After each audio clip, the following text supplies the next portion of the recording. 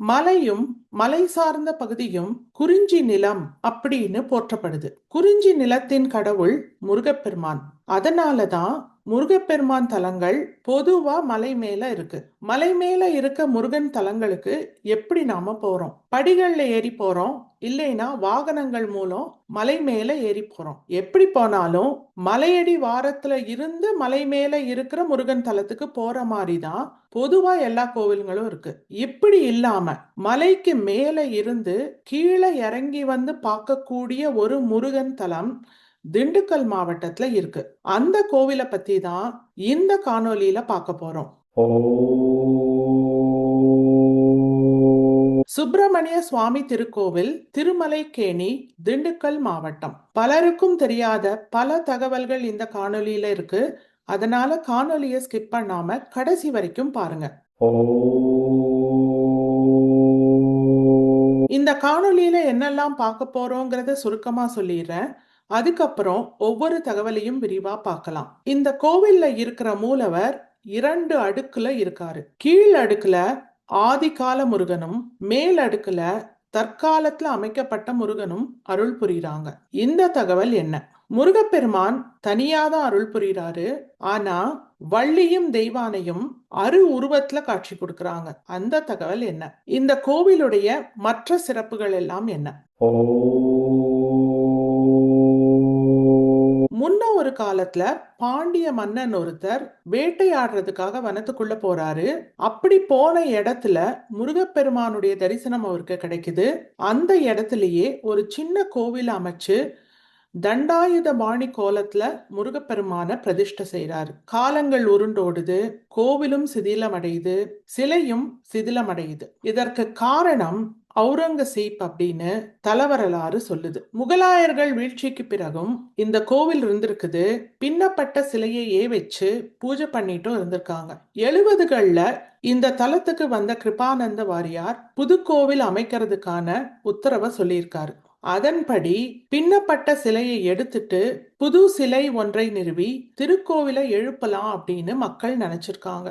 ஆனா பின்னப்பட்ட அந்த ஆதிகால மூலவர் சிலைய எடுக்க முடியல. முருகனுடைய விருப்பம் அதுதான் அப்படின்னு அப்படியே விட்டுட்டு அதற்கு மேல இன்னொரு தலத்தை கட்டி அங்க முருகனுடைய சிலைய மறுபடியும் நிறுவிட்டாங்க. அதனாலதான் இந்த கோவில்ல மேல் தளத்துல ஒரு முருகனும் கீழ்த்தளத்துல ஒரு முருகனுமா காட்சி கொடுக்கறாங்க. மேல் தளத்துல இருக்கிற முருகனுடைய பாதத்துக்கு பக்கத்துல துளை ஒண்ணு இருக்கு. முருகப்பெருமானுக்கு அபிஷேகம் நடக்கும்போது அபிஷேக பொருட்கள் எல்லாம் கீழே இருக்கிற முருகனுக்கும் போற மாதிரி அமைச்சு கட்டியிருக்காங்க. ஆக 2 மூலவர்களுக்கும் ஒரே சமயத்துல அபிஷேகம் நடக்குது. இது ஒரு சிறப்பு. கருவறையில முருகப்பெருமான் தனியாதான் காட்சி கொடுக்கிறாரு. உடன் வள்ளி தெய்வானை இல்ல. ஆனா இந்த தலத்துல உருவமா வள்ளியும் தெய்வானையும் இருக்காங்க. அவங்கள சுனை வடிவுல மக்கள் பூஜை பண்றாங்க. உருவம் இல்லை, உருவம் அற்ற நிலையும் இல்லை அப்படின்னு இருக்கிறதுக்கு தான் உருவம்னு பேரு. பொதுவா சிவபெருமானதான் உருவத்துல வழிபடுவோம், அதாவது லிங்க திருமேனியா. மாறாக லக்ஷ்மி உருவத்தில் காட்சி கொடுக்கிற ஒரு தலத்தை நாம முன்னமே பார்த்தோம். அது பெருமாளுடைய திவ்ய தேசங்களிலும் ஒன்று, காஞ்சிபுரத்துல இருக்கு. இப்ப வரைக்கும் பார்க்கலன்னா கண்டிப்பா அந்த கோவிலையும் பாருங்க. அந்த கோவிலுடைய லிங்க டிஸ்கிரிப்ஷன்ல கொடுக்குறேன். லக்ஷ்மிக்கு அப்புறமேல்ட்டு வள்ளியும் தெய்வானையும் அருவுருவமா இருக்கிற அரிய திருத்தலம் திருமலைக்கேணி. இந்த தலத்துடைய பெயர் வள்ளியோடு தொடர்புடையது. வள்ளி அருவுருவமா காட்சி கொடுக்கின்ற அந்த சுனை கிணறு வடிவில இருக்கு, மலை மேல இருக்கு. அதனால மலை கிணறுன்னு இந்த தலத்துக்கு பேரு. திருங்கிறது அடைமொழி, ரெண்டும் சேர்த்து திருமலைக்கேணி அப்படின்னு இந்த தலம் அறியப்படுது. இந்த தலத்துக்கு கீழ்பழனி அப்படின்னு பேரு. உலக புகழ் பெற்ற பழனி திருக்கோவில் திண்டுக்கல் மாவட்டத்துல தான் இருக்கு. இந்த கீழ்பழனியும் திண்டுக்கல் மாவட்டத்துல தான் இருக்கு. இந்த தலத்துக்கு கீழ்பழனி அப்படின்னு ஏன் பேர் வந்தது? மலை மீது இருக்கும் இந்த முருகனுடைய தலத்துக்கு அடிவாரத்துல இருந்து ஏறி போற மாதிரி இல்லாம மேல இருந்தும் இறங்கி வர மாதிரியான அமைப்பு இருக்கிறதுனாலதான் இந்த தலத்துக்கு கீழ்பழனின்னு பேரு. அப்ப அடிவாரத்துல இருந்து மேல ஏறி போக முடியாதா அப்படின்னு வினா கேட்டீங்கன்னா அந்த வழியும் இருக்கு. அடிவாரத்துல இருந்தும் மேல போகலாம், படிக்கட்டுகள் இருக்கு, ரொம்பலாம் இல்ல, கொஞ்சம் தான் இருக்கு.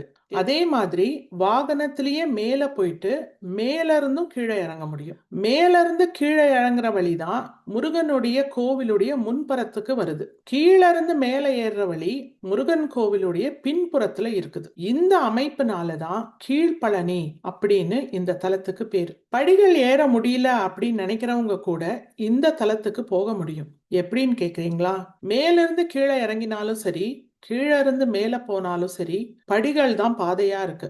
மேல் புறத்துல இருந்து கீழே இறங்குற அந்த படிக்கட்டுக்கு பக்கத்துல வரைக்கும் வாகனத்துல போக முடியும். அப்ப படிகள் ஏற முடியலன்னு நினைக்கிறவங்க கூட மேல் பக்கம் இருக்க வழிக்கு போயிட்டு அப்படியே படிகள்ல மெல்லமா கீழே இறங்கி வந்துட்டு முருகனை தரிசனம் பண்ணி கீழே இருந்து மேல போறக்கு படி இருக்கு பாத்தீங்களா, முருகன் கோவிலுக்கு பின்புறம், அந்த வழியில கீழே இறங்கி வந்துட முடியும். 2 வழிகளிலும் கொஞ்சம் படிகள் தான் இருக்கு. இப்படி ஒரு அமைப்பு அரிதிலும் அரிது.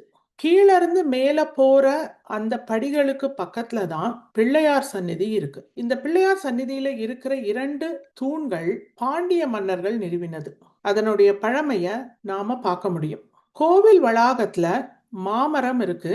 அந்த மரத்துக்கு கீழே அருணகிரிநாதருடைய சிலை இருக்கு. இதை தவிர மௌனகுரு சுவாமிகளுடைய ஜீவ சமாதியும் திருக்கோவிலுக்கு பக்கத்திலேயே இருக்குது. இந்த தலத்துல இருக்க மூலவர் எப்பவுமே ராஜ அலங்கார கோலத்துல தான் பக்தர்களுக்கு காட்சி கொடுக்கிறாரு. முருகனுக்கு அப்படிதான் அலங்காரம் பண்றாங்க எப்பொழுதுமே.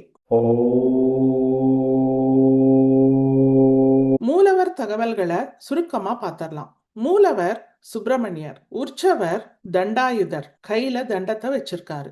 வள்ளியும் தெய்வானையும் உருவமா தீர்த்த கோலத்துல காட்சி கொடுக்கறாங்க.